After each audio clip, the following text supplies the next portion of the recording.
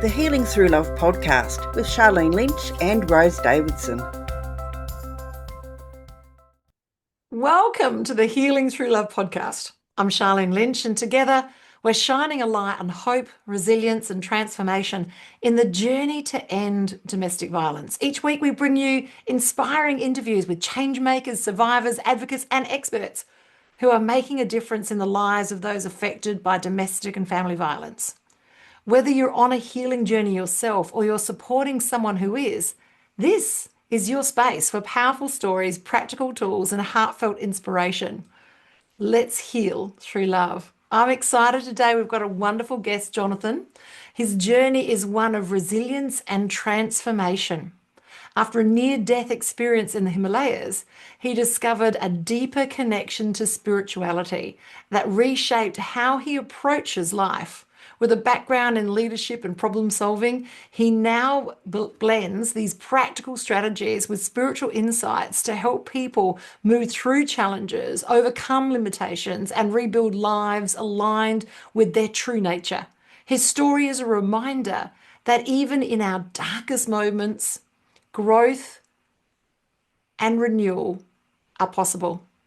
A message that speaks directly to anyone healing from trauma or seeking hope for the future. Hello, Jonathan, and welcome. Hello. Thank you very much for having me here. Oh, it's such a privilege. Wow. Okay, so let's start with your adventure, the journey that brought you to a near life experience, the end of life experience, because that will be relevant for many of our listeners. I like that little slip, a near life experience. So way back in 2012, I went on this year-long trip around the world, and it was cut short by 10 months because shortly after starting it, I was at the bottom of a mountain after falling about 90 feet, falling and tumbling, I should say.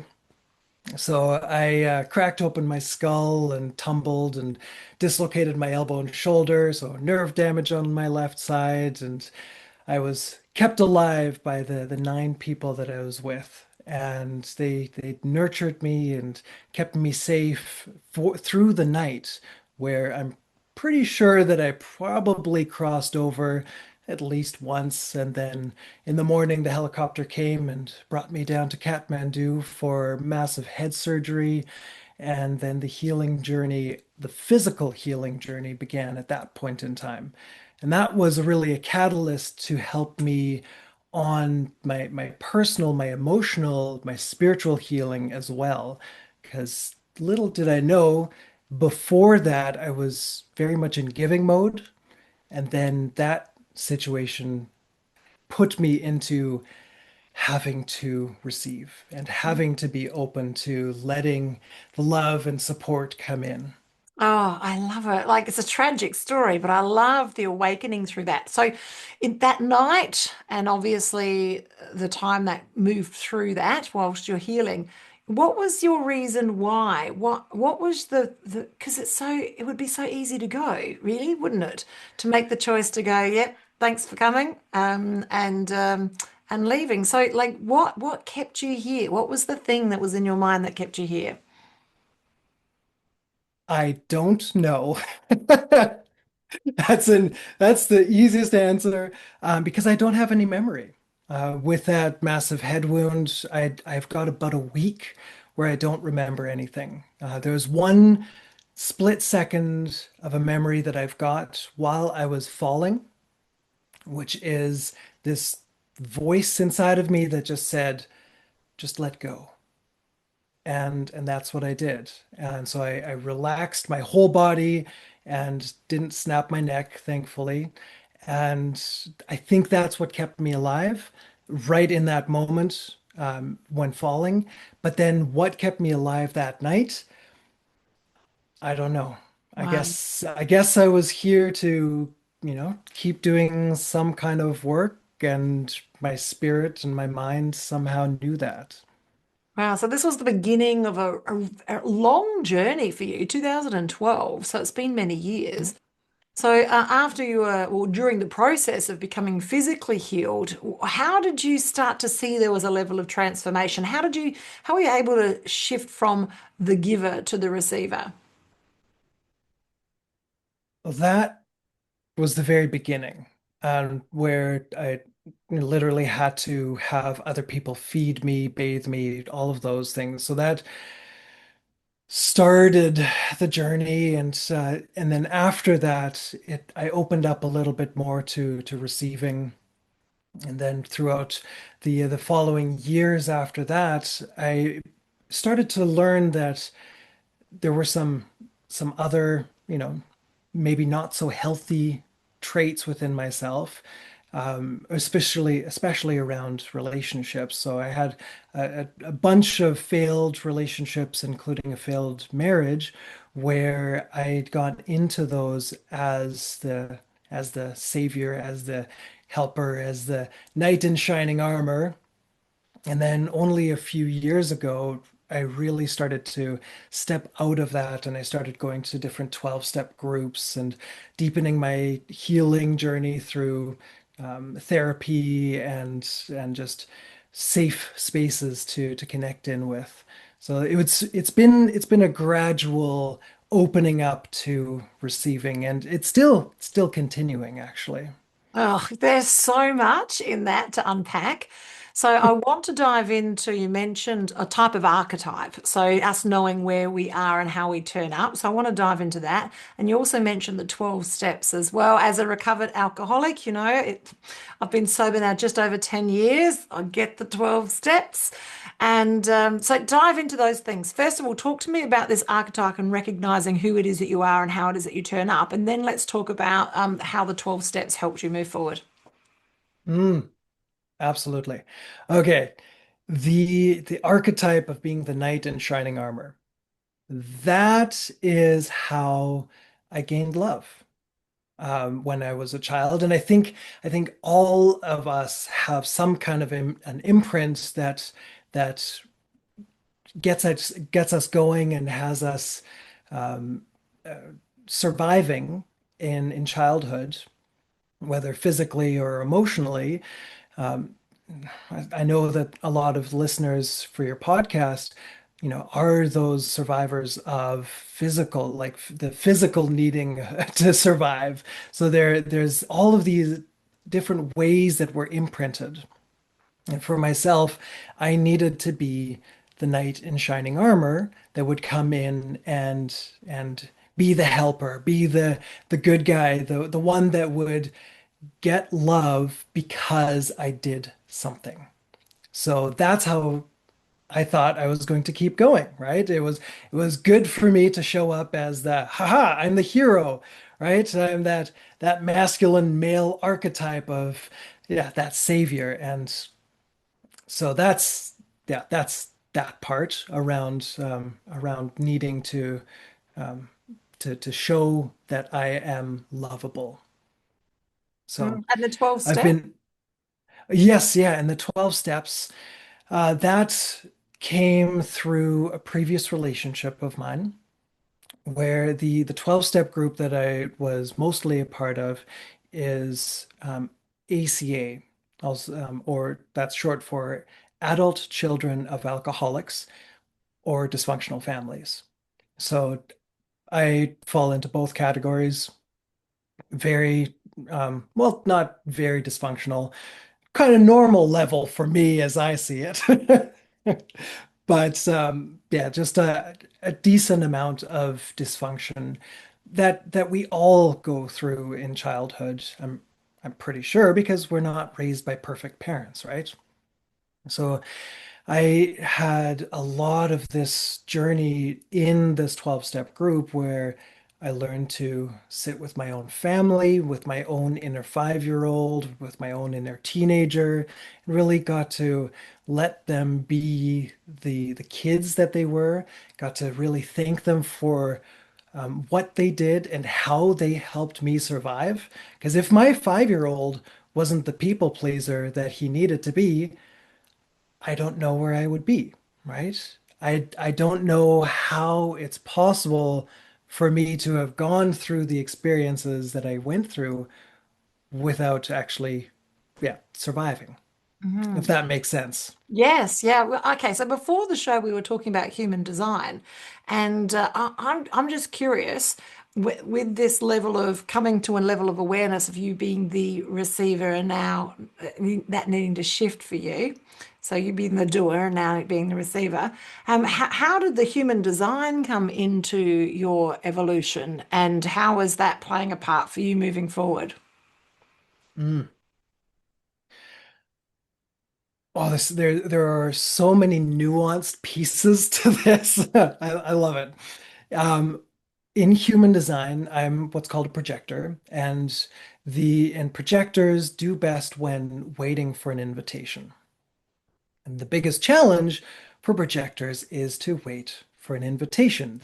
We see everyone else being able to just, or most of everyone else being able to just go out there and do and initiate and respond and just go, go, go. So um, we're kind of conditioned to try to do the same, which I think is probably connected to, why it was easier for me to do and then feel loved as a result. Mm. And learning how to wait and receive those invitations was just that extra little cherry on top that has gotten my life to be so much smoother. And in the healing that I do with my clients, I let them explore that within themselves. Mm. So if they're a projector or if they're any of the other energy types, I look at their strategy, I look at how they are in human design terms supposed to live. And then I just ask them, okay, well, what if we just try this at a little bit of a different angle? And and then that's how I have healed myself. And then I also try to help people heal themselves through that similar kind of modality. I love it. I'm a manifester generator.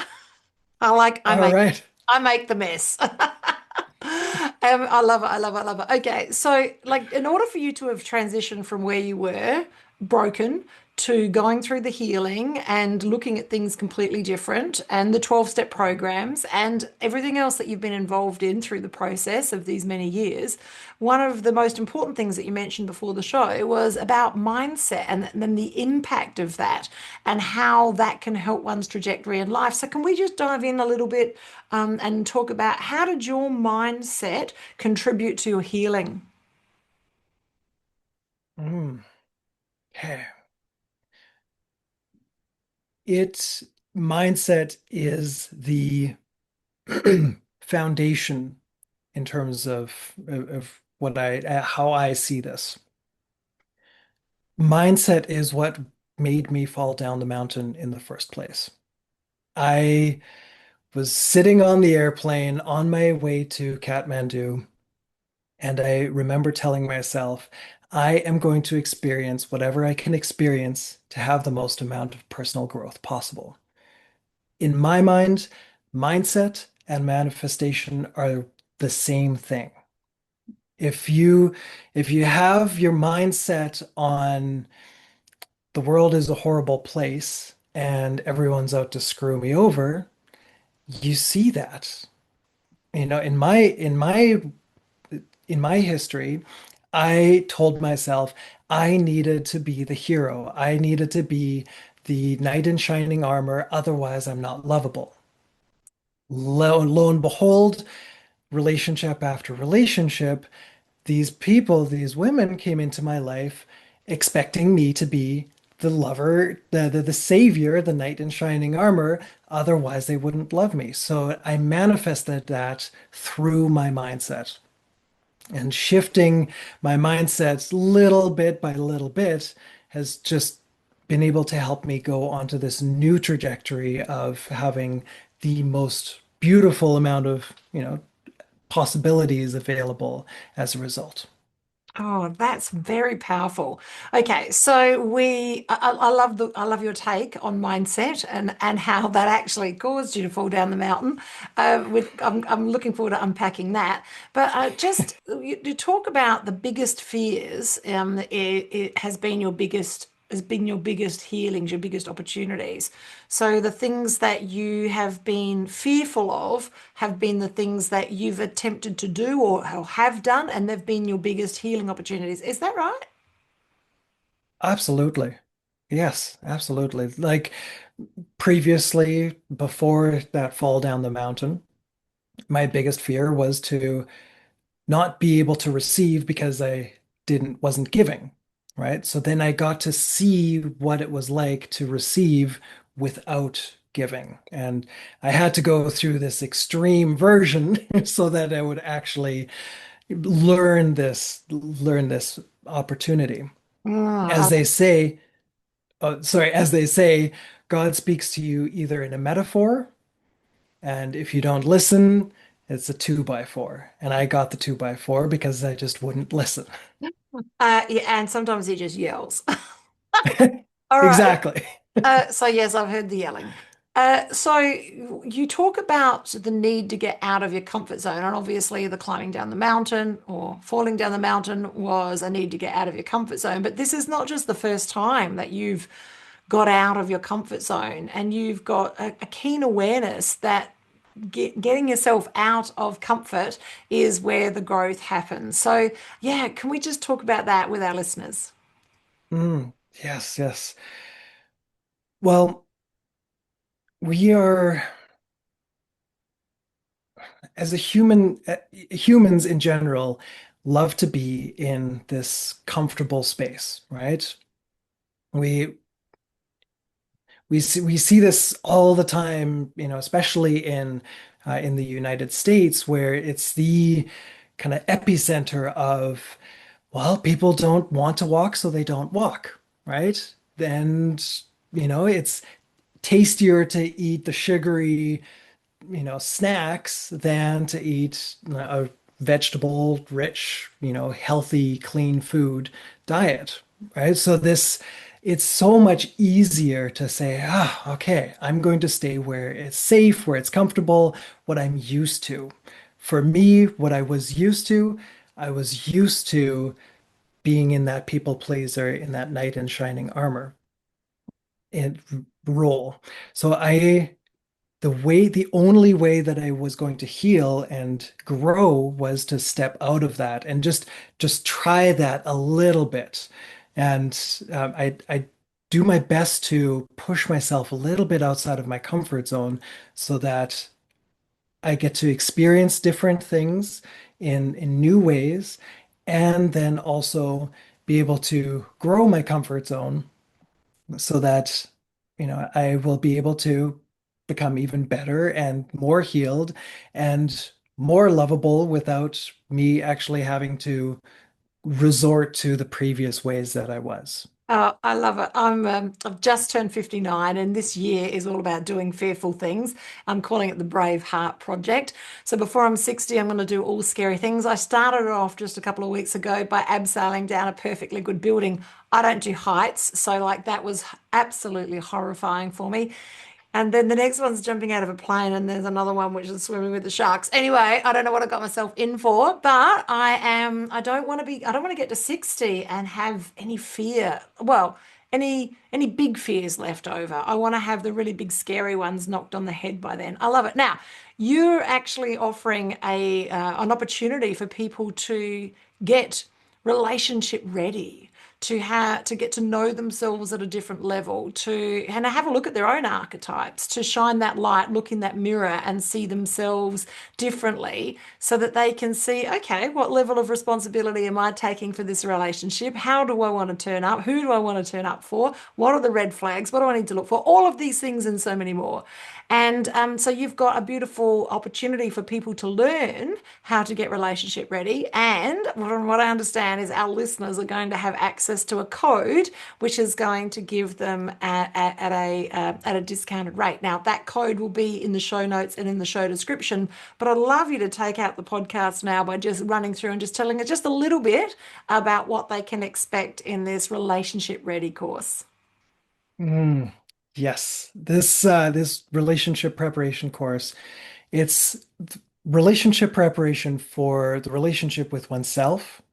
And the second most important relationship is the intimate relationship that you have with your spouse or another person.